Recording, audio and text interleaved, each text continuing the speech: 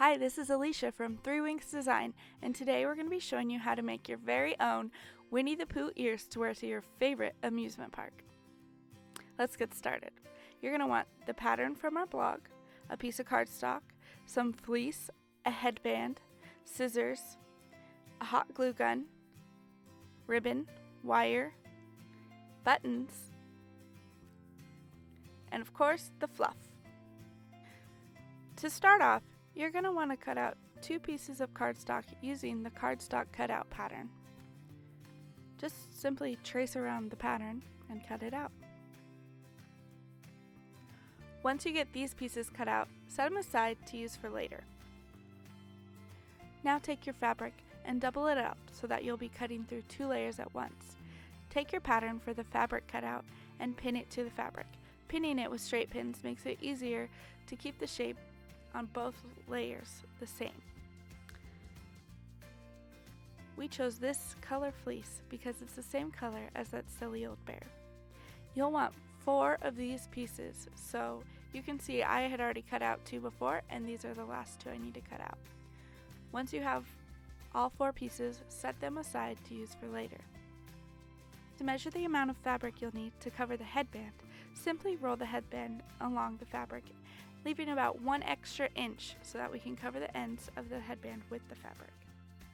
Once you have your strip cut out, you're going to cut slits all along the edge of both sides of the fabric, about 1 inch. I cut mine a little too long so you could see them on the sides, so if you cut them a little shorter, you shouldn't be able to see them. But even if you do, when you're wearing the headband, your hair will cover it and no one will really even notice. You can see here how I've cut slits all along both sides, about 1 inch apart.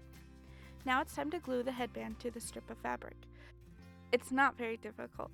Simply put glue underneath the headband to glue it to the middle of your strip of fabric. Then put glue on top of the headband and fold your tabs over that you've cut to create this seam that will go all along the inside of the headband. You don't have to worry about the seam being unsightly because no one will see it when you're wearing it. But if it does bother you, you can take a ribbon and glue it to the inside, and it'll make it just look a little bit nicer. Be careful not to burn your fingers in this process. Here you can see the finished headband is all covered. Now we're going to glue the ends and fold them over. You might burn yourself here too. Be careful. Put glue inside and pinch the ends together. Then you'll put a little strip of glue and fold it over. I burned myself.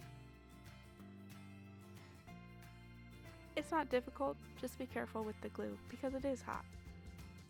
We used Gorilla Glue glue sticks and they're really great. We'll link them below for you.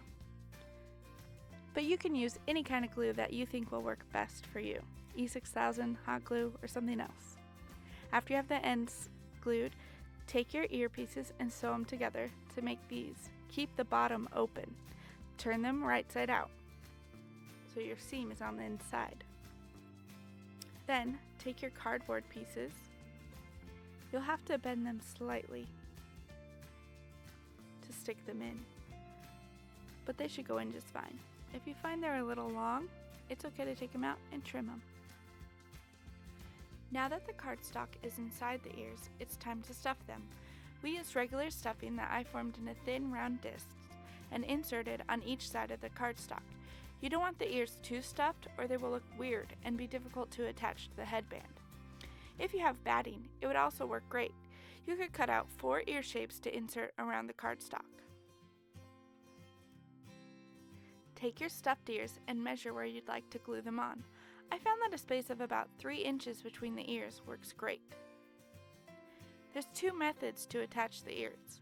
First, apply the hot glue to the center cardstock and the fleece edges. Stick the ears to the headband, firmly holding them in place until the glue is dry. This way can be a bit messy. The second way is to glue the ears shut. When the seam is dry, apply more glue to the seam and glue the ear to the center of the width of the headband.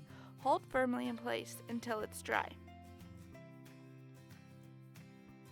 Just choose the way that works best for you. To make the bow for the center, Cut off a length of ribbon about 10 inches in length. Take the ribbon from the spool and begin making loops of the ribbon, back and forth, pinching the ribbon in the center to keep the loops in place. We had 6 loops total, 3 on each side. Once you make your last loop, make a smaller loop in the middle. This will be the middle of the bow, so be sure the right side of the ribbon is out. Take your extra length of ribbon you cut earlier and feed it through your smaller center loop and tie it around all the ribbon to hold it in place. This is much easier with a friend to help, but here my mom demonstrates it's not impossible on your own.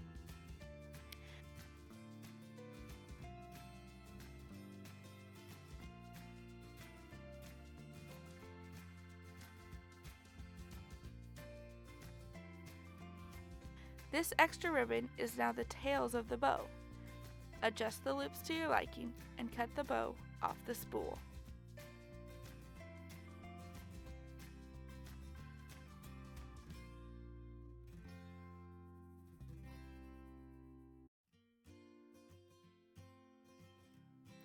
To attach the bow to the ears, find where you'd like to have it and simply glue it in place. Trim the ends of the ribbon if desired. We cut ours to reach just to the outer edge of the ears. I then glued the tails in place so that they sat along the bottom of the ears, kind of hiding the seams of where the ear was attached to the headband.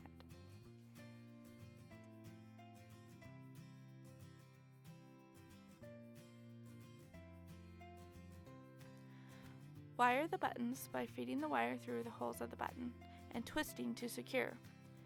Or, if you have a doodad that doesn't have holes like we did, simply glue it to the back.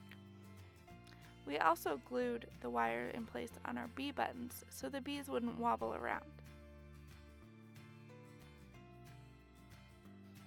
For more whimsy from the 100-acre woods, I wrapped the wire around a small pen to make springs for my beehive and bees to be on.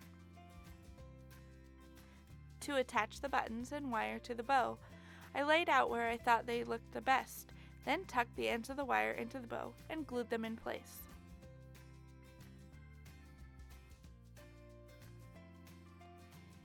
And that's it! Enjoy your very own Pooh Bear ears.